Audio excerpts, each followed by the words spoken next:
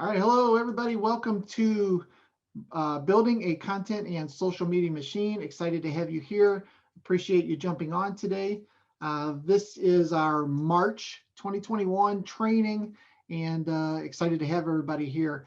This month we're going to be talking about content, things related to content, why creating content is important for your overall business health.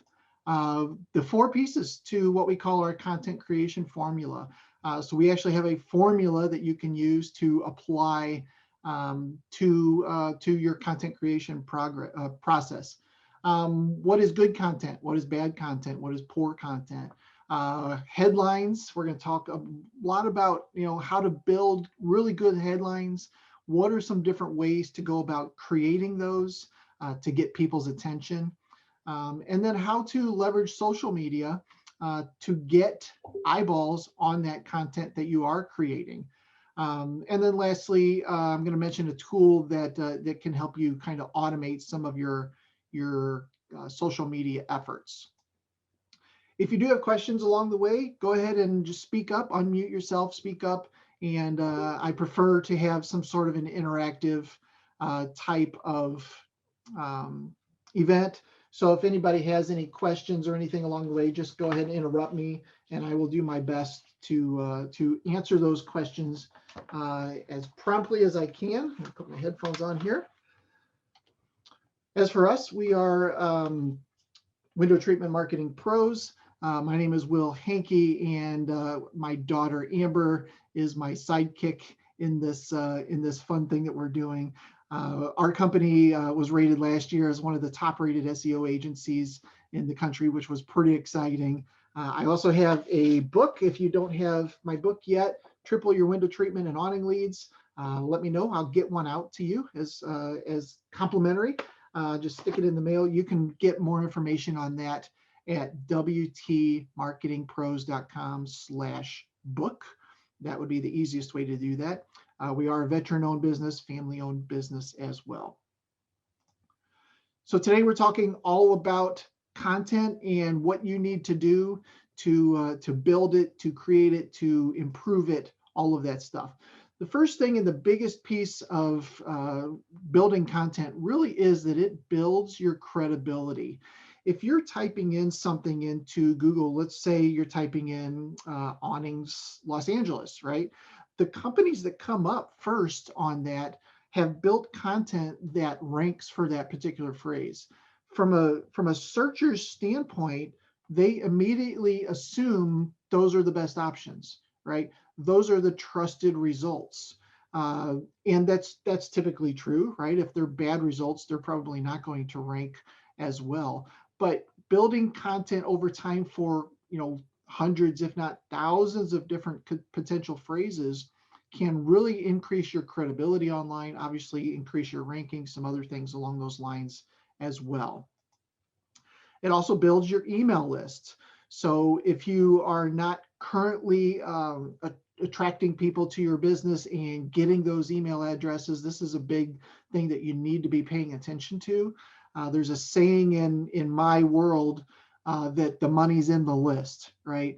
If you have a list of clients, past clients, there's another saying, right? The easiest money to make is to sell things to people that are already doing business with you or have already done business with you, right? Versus finding new cold people to add to it. So building a list is a huge piece of that, whether that is offering a design guide, a PDF, a brochure, a catalog, whatever it is. One of the best ways to improve your list is to have something out there. We call it a lead magnet, and we go over this in some of our other trainings. But having something out there that entices somebody to type in their email address and exchange their email address for some piece of content usually. It could also be, a video. It could be other things. It doesn't necessarily just have to be a PDF. But over time, you want to be building that email list for sure. Content also attracts attention. I kind of mentioned this already, where if you have written a piece of content about something or perhaps a city, we build a lot of city pages for our clients, and nobody else has kind of created content around that. If somebody searching for that specific thing, you answer that question in a piece of content, that has attracted attention to your brand, right? They landed on your site, they saw your logo, they saw your brand name, things like that. It attracts attention to you versus some competitors who probably haven't created that kind of content. So this is the content creation formula that we go by, and I'm going to break this down. But the formula is this: on date, writer will publish a post using type about category. That sounds easy enough, right? No big deal. But what I want to do is I actually want to break this down into the 4 pieces that you can obviously see that are missing here, and explain what those are. And then if you have this sentence, if you want to call it, this formula written down on a regular basis, you'll have a fantastic plan for building out your content. So let's take this apart, and I'm going to start backwards. I'm going to start with category and move my way back. So categories, probably one of the easier ones to define, quite honestly. All you have to do is usually look at your products and your services, right? These would be the most obvious things that you should be creating content about, because that's what you want to have content about. You don't want to write about blue widgets if you don't have blue widgets, or you're not selling blue widgets. But defining your categories is the first step. If we look at this site, Direct Awnings, their products are 3 things: solar shades, awnings, and well covers.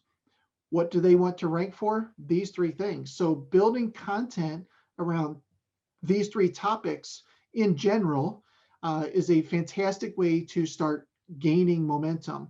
And these are most likely the categories that they're going to rank for, or that they're going to create content for.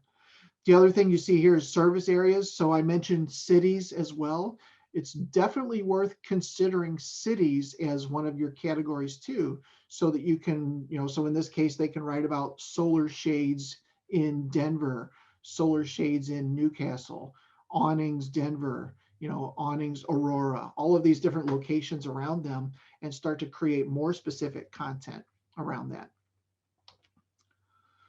Another example, Lulu Kate Designs.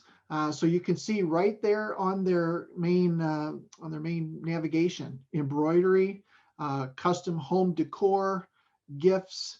These are the things that they make, and you can kind of see that in their main title here as well: custom home decor, design, and embroidery, right? So those are probably the categories that they're going to choose from when it comes to writing content. What am I going to write about? Well, I think we should probably write about embroidery, and then they can start to get a little bit more specific about that specific thing.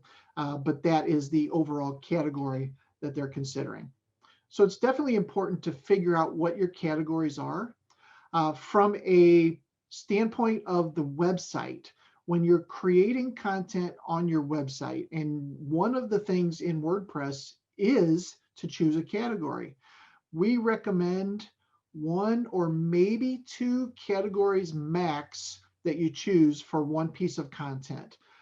Usually it's just 1, but some people add categories for everything, right? They add awnings and retractable awnings and blue awnings and yellow awnings, and they're making all these categories. But in reality, the article is about awnings, and then there are a bunch of keywords that might be related to that.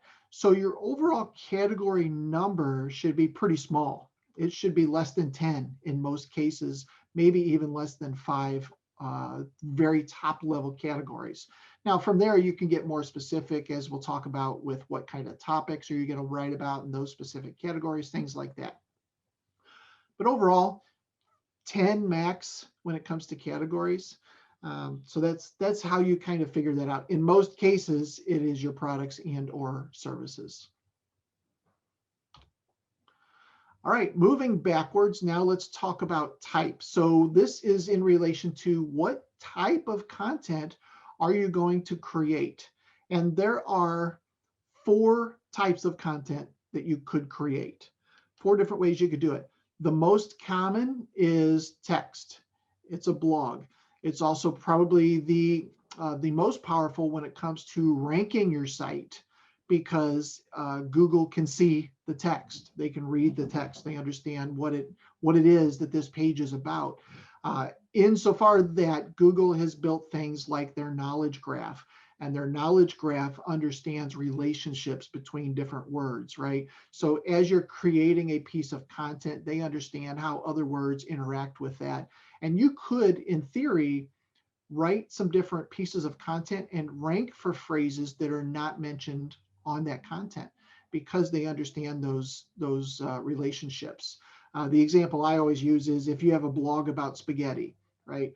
And you write about the lasagna, Google expects to see words or understands relationship between the words pasta and fork and mozzarella and sauce and meatball, those kind of things, which is making me hungry, quite honestly. But they understand how those words work together. And if they understand that you've built a piece of content around this specific thing and how other words could potentially relate to that as well. So by far, text is the most common and the one that you should spend probably a majority of your efforts on building. Now, another way that you could build content is an image. Images are great, especially if you are wanting to get some rankings in the image search area, which might not drive great leads, but you could. But also other things such as Pinterest, right? Pinterest is all image driven. So there is some advantage to building images, but it's another piece of content that you could create. In this case, the ultimate guide to window treatments, which is great. Easy to understand, easy to see. And the only thing they missed here was having their logo. Of course, it looks like I cut it off. So maybe at the bottom there was their logo, their website, something like that, right? But images are another way to create content. Number 3 is video. This is probably the second most important in the list after text content is video content. The number 2 search engine in the US is YouTube. So if you are wanting to create content beyond just a blog or something, I would definitely recommend looking towards video content. There are some real advantages to using video content we'll talk about in a minute as well. But overall, video content is very consumable, very passive for the viewer, right? They don't have to do anything. They don't even have to read the words on a screen. They just have to sit there and watch and ingest that content. So video is huge. Piece of a potential way to create content. And the 4th is audio. This is a podcast so much more. Obviously, podcasts are growing in popularity, but there are some really cool things you can do around creating audio-related content as well.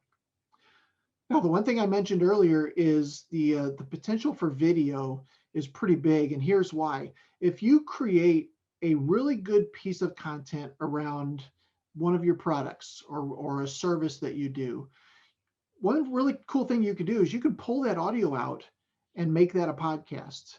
And then you could get that transcribed and make that a blog post.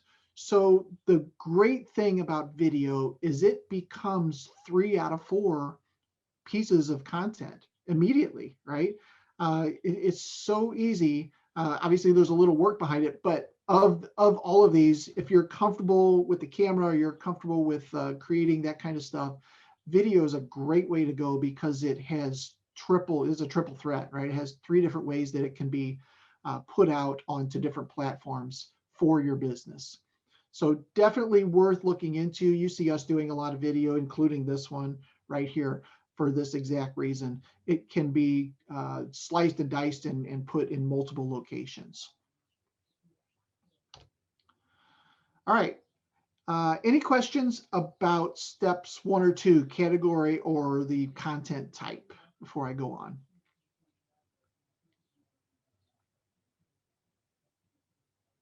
All right, I'm going to press on then.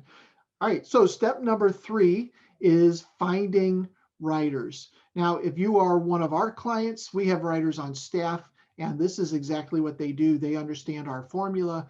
They know what kind of content to create. Our content director gives them a fantastic idea of what kind of content to create. But the best writer that we can find is you. If you are the business owner, then you should be writing content about your business. You understand your business. You see the day-to-day, you're answering the phone, you know what people are asking. This is by far the best way to create content for your business, is for you to do it yourself. The problem with this is that you're probably trying to run a business, right? And you're probably tracking down installs and dealing with QuickBooks and all of these things that maybe take your time away from sitting down and creating content. And we get it, right? That's part of the reason why we exist, because of this thing.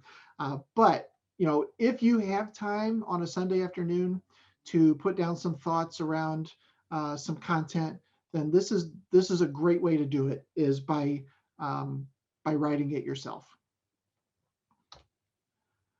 Now, when it comes to finding writers, there really are two forms of currency or ways to get writers to create content for you. The first is exposure, and the other is cash, right? So that's pretty much the two ways. Hey, if you write for us, we'll put it up on our site and you'll get exposure, right? We write for Window Fashions magazine. We do that for free. We give them content in exchange, hopefully, for exposure from their magazine. So it works out great. The other form, obviously, cash, right? If you're paying somebody to write content for you, then that is the form of trade or currency that you're using. Really, that's the only two ways to go about compensating / finding a writer. You have to choose one or the other. And if it's the exposure route, then you have to decide, do you have an audience that you could exchange for that person? You could also look at complementary sites. So if you're looking for your own writers, find other sites that have articles similar to what you want people to write. So in this case, Caroline Picard and Lauren Smith wrote an article, 34 window treatment ideas that have dramatically improved review. Maybe there's something here where you can reach out to these two people and ask them if they're interested in writing for you as well. Finding these complementary sites, in this case, it's House Beautiful. Pretty easy to find. Just do a search on Google for whatever topic or phrase you're hoping to get some content around. And there are plenty of authors out there that can help you, build that content. Obviously, industry bloggers, there are people that blog specifically about window treatments or specifically about the awning industry or about anything, dogs or cooking or anything, right? There are bloggers that are very specific to an industry. So going out and just typing that into Google and seeing who is blogging about this and ask them if they are interested in writing content for you. In exchange for exposure or cash or whatever that happens to be. But any industry pretty much has bloggers that are specific to that industry. And it's a simple Google search to find them. There's also a service called FollowerWonk, which is a little bit weird. But one thing you can do is go to this site, search for bios, and then type in, again, industry, and then blogger. So awning blogger, for example. And there are plenty of people out there who on Twitter, things like that, LinkedIn, have identified themselves, self-identified themselves as being an awning blogger or an awning industry blogger or window treatment industry blogger, window fashions blogger, things like that, right? So there are plenty of people out there that just by using a service that can search through bios on Twitter or on LinkedIn, and you can identify these people pretty easily.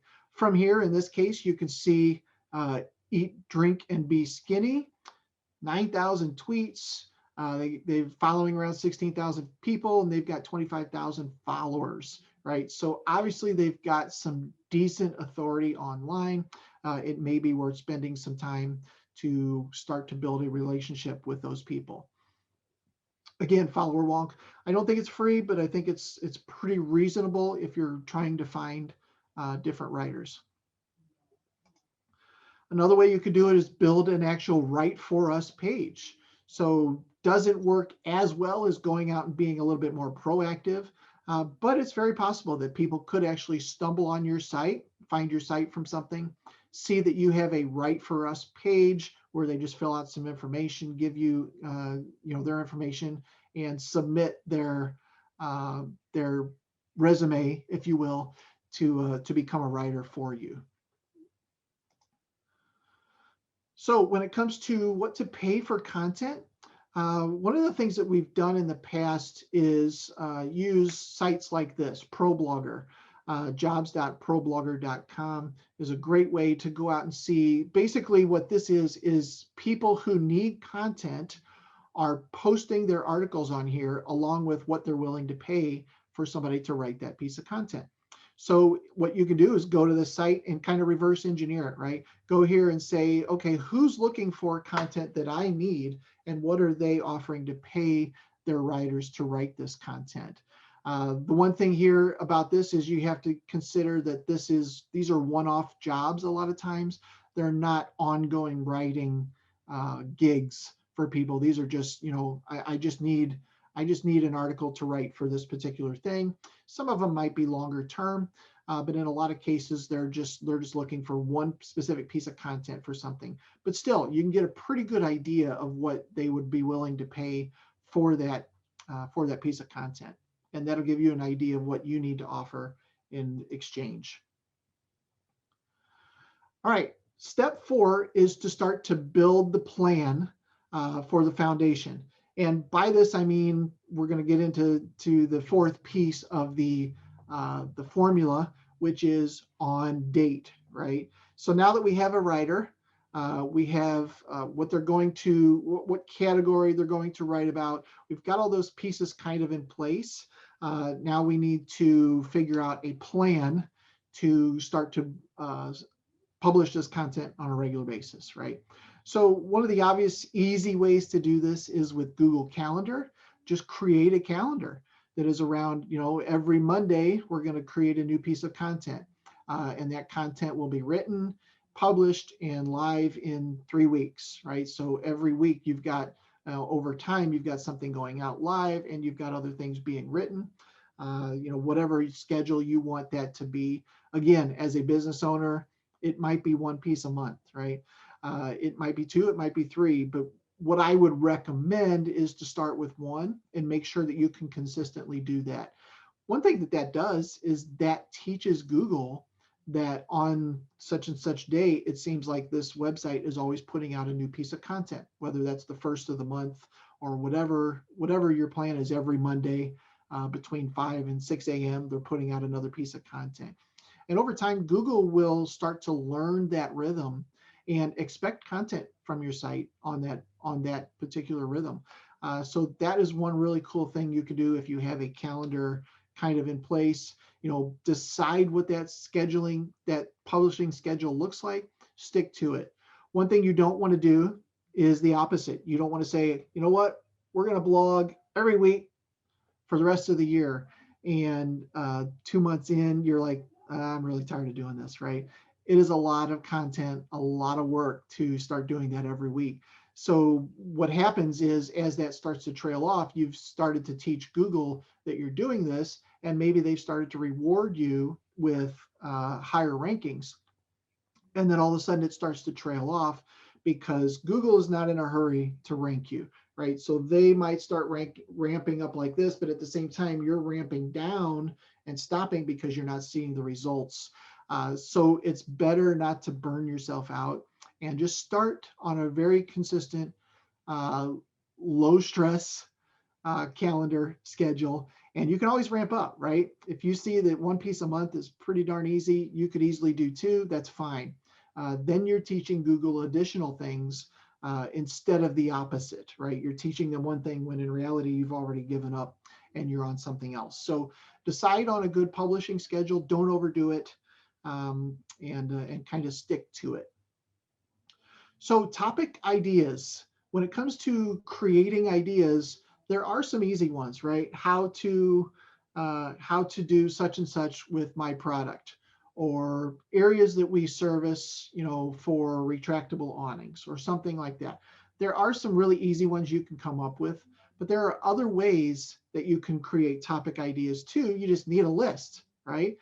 So here is kind of a list that we put together, and there are quite a few different ways of going about creating content.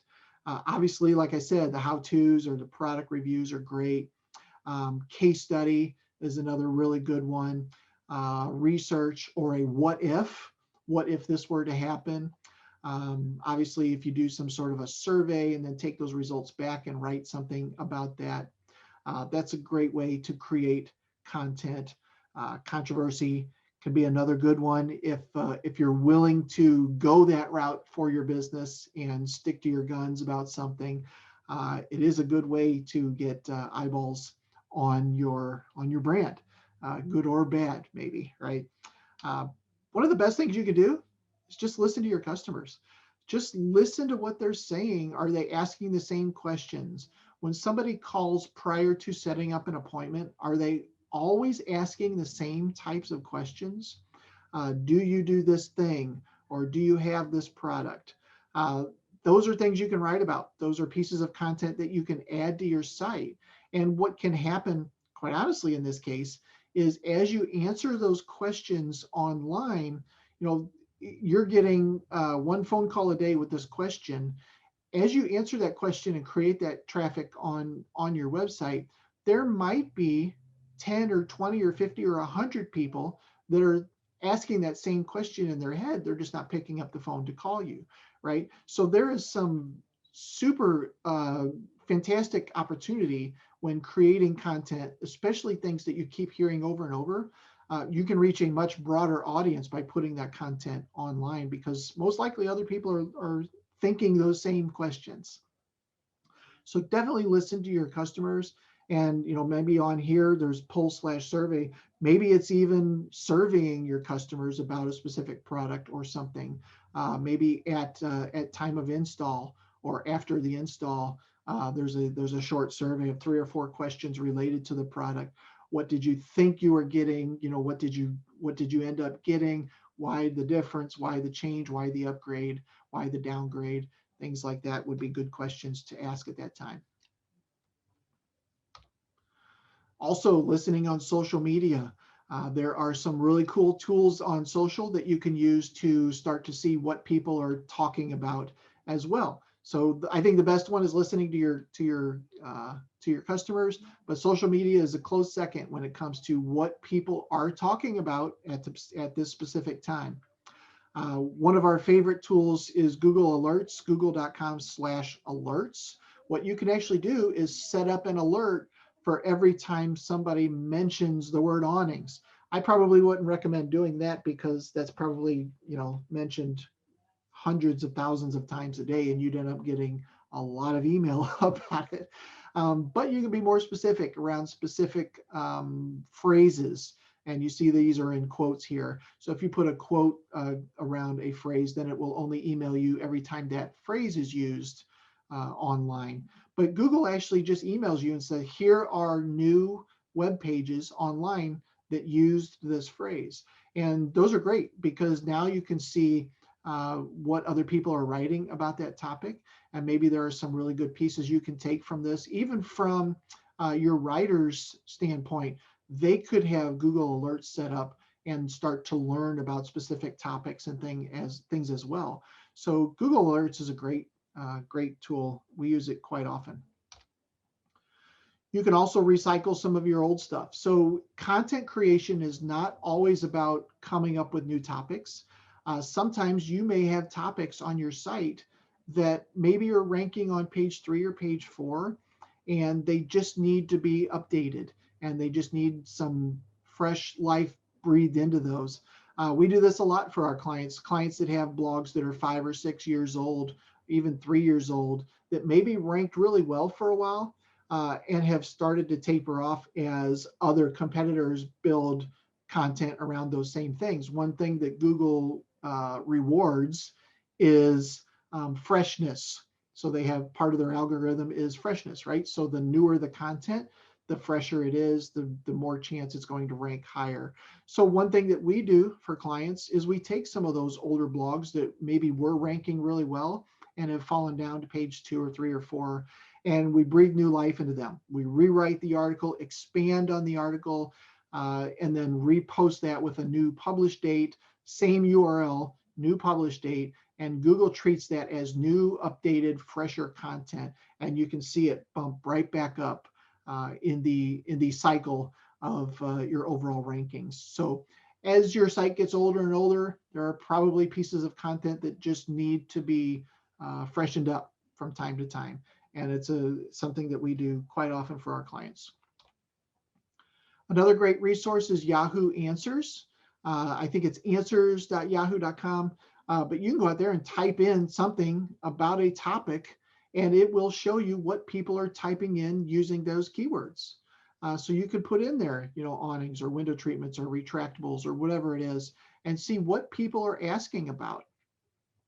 To take this a step further, what you could actually do is, once you get an idea of a piece of content that you don't have written and you want to write that piece of content, put it on your site, then go back to Yahoo Answers and answer that question by saying, hey, I found this great piece of content over here, and link to that specific article.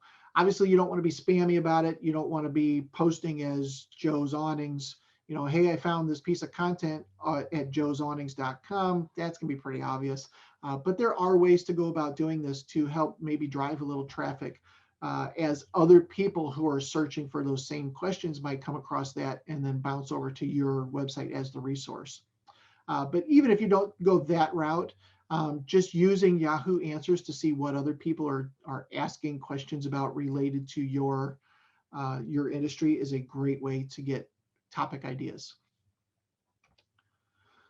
All right, let's talk about headlines. Headlines are a huge piece of grabbing people's attention, right? You have to have really good headlines to keep anybody's attention for longer these days, for longer than a second or two, it seems like. At the end of the day, a headline really is a promise. It is a promise that whatever is in this headline, if I click on this, you're going to deliver the results of that promise. This is where clickbaiting became a huge thing, a couple of years ago, and people were really getting mad about it, to the point that Facebook had to kind of take some steps to cut it down a bit. But you won't believe what such and such did, and then the article is about Britney Spears or something. It has nothing to do with what the promise was about. So when you're creating headlines, make sure that the promise is answered in the content below. When it comes to headlines, there's 3 main types. There is social proof or piggyback. We'll talk about what these are in a minute. There is the threat headline, and there's a gain headline. So let's talk about those. When it comes to social proof, we're talking about referencing a group who had success with a thing or something like that, right? There's proof in a social ring of some sort that this headline is true. And piggyback, very similar to that. You're piggybacking on something else to use it to your advantage. So some examples could be why I use olive oil and you should too. What Dr. Oz eats for a midnight snack, right? So there's some piggybacking on somebody else that's well known. If you're writing about midnight snacks or something, that would be a good one. The new WordPress plugin that everyone is using. There's some maybe high-level social proof there. And these are just examples, obviously. Threat headlines. Sorry, I lied to you. Is your child's mattress harmful to their health? There's a threat that anybody who is a parent and perhaps looking for a crib mattress, things like that, I mean, that they're okay, I probably ought to read this and make sure that that's not what we're buying, right? 7 incredible views of the Grand Canyon you won't believe are real, right? What do you mean I won't believe them? Are they really that good that I won't believe them? By the way, the sorry I lied to you, I used that as a newsletter subject line probably about 2 years ago on an article that I had written, and I don't even remember what the context of the article was, but that headline or that subject line was by far the most popular one when it came to open rate for my newsletter. A lot of people clicked on that because they're like, what do you mean Will lied to me? What was this about? And it was something I had done incorrectly, or Google had changed something. I don't remember what the actual article was about at this point, but I do remember that when that email came across to people, they opened it on a very regular basis. Gain headlines, obviously, kind of just the opposite, right? How I get my toddler to eat a spinach every time. If you're struggling with that, that is gain. I'm going to read that article because I'm going to gain something out of it. Create a gorgeous holiday feast on $30. Okay, I'm gonna gain a great looking thing. Only gonna be out $30. How to master "You Are My Sunshine" on guitar in 5 minutes. This is fantastic for those teenagers, teenage boys who want to impress their potential girlfriends, things like that. Anybody who wants to learn guitar, quite honestly. But they're gaining something with little downside in most cases. All of these work fantastically well. All right, social media. I do want to make sure that I mention some things around this. This is a great way to get that content, get eyeballs on your content. First, your articles, your videos, your podcasts, whatever it happens to be, needs to go on your website. Your website is the hub for everything you do. And then ultimately, social media, any of these other platforms should push people back to your hub ultimately. One tool that we've used in the past, and we still use for a lot of our clients for our own business, is a tool called Buffer. It's buffer.com. And what this lets you do is hook up all of your different social networks under one platform. And then you can start to create content on here. And the content will then be published out to all of these different platforms. So you load the content into the Buffer, and then it delivers that content out. Now, Buffer is pretty cool because it actually watches your different social media platforms and sees when the most engagement happens, what the most popular times are, and tells you these are probably the times you need to post on Twitter. This is when you need to post on LinkedIn. And things, depending obviously on the network, it could recommend different things. There's also a really cool shuffle button here. So instead of loading in, you might load in 20 or 30 articles that you want to share or pieces of content you want to share, then you can shuffle them up so that the same thing that shows up on your Facebook page today is not the same thing that's showing up on Twitter, not the same thing that's showing up on LinkedIn. We really like the Buffer tool. There's also a Chrome plugin, or I think it's called an extension for Buffer. So you can use that. So if you find a really cool article like this one, Common Misconceptions of SEO, you can actually just click the Buffer icon right there inside of Chrome, and it will add it to your Buffer really easily. No additional steps involved. So that's pretty cool. As far as cost, I think Buffer is $10-15 a month. It's very, very manageable when it comes to overall cost, but a great way to just load up, once a month, load up 20-30 articles, and then it'll automatically just go out to all of your different social media platforms. All right, so let's review. We've talked about a lot of things around building content and how to get that out on social media. Define your categories, figure out which categories are the best. Typically, there's 5 to 10 maximum categories that you're going to be writing about. It could just be 2 or 3, right?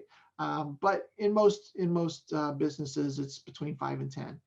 And typically, those are your products and or your services. Pick your content type. There's 4 content types. There's text, there's video, there's audio, and there's images, which are all kind of served in a different way. Step 3, find your writers. There's a lot of different ways to find writers out there, but those can really be a great benefit to your business.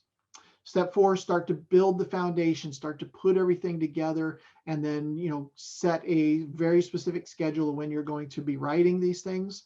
writing these or creating these pieces of content, I should say, not necessarily just writing. Step 5, come up with topic ideas.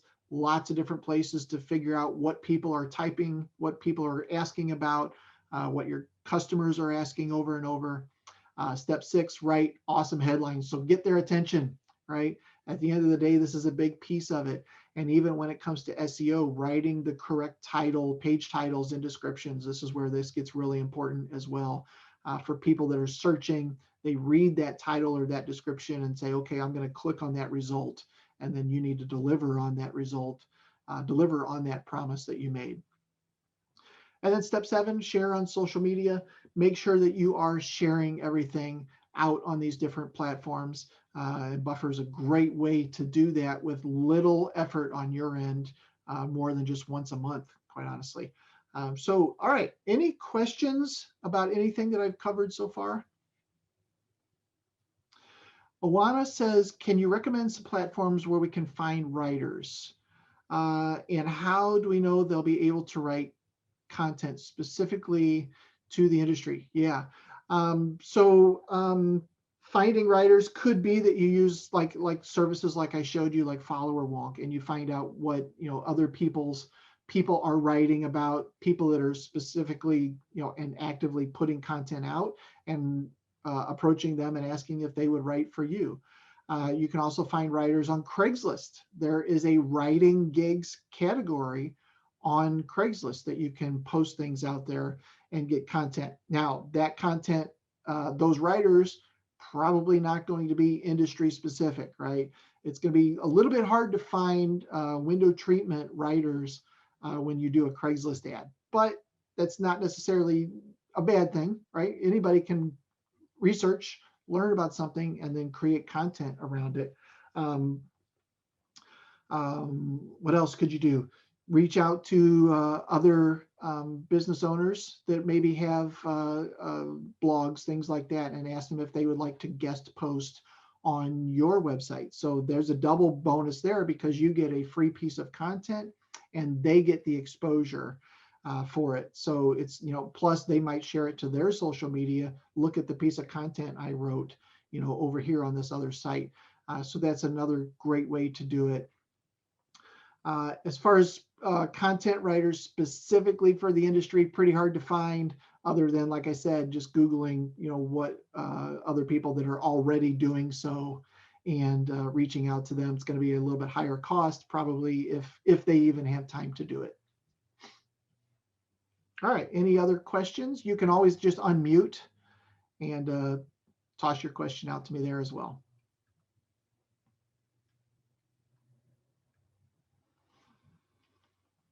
All right, I don't see any other questions coming in, so I'm going to press on. So what are the next steps? What do you do? Okay, I've got all this information. I need to start creating content. What should I do next? Well, one thing you can do is do nothing, obviously. Probably not the best option. Learn to do it on your own. We've given you a ton of good steps here, DIY type information to help you do that, or obviously hire an expert or a team that already does this for different businesses. If this is something that you would like us to do for window treatment marketing pros to do for you, I'd love to just have a chat with you. We've built an entire system, a 4-step system that approaches everything from before the customer finds out who you are, all the way through the post reputation management piece of this.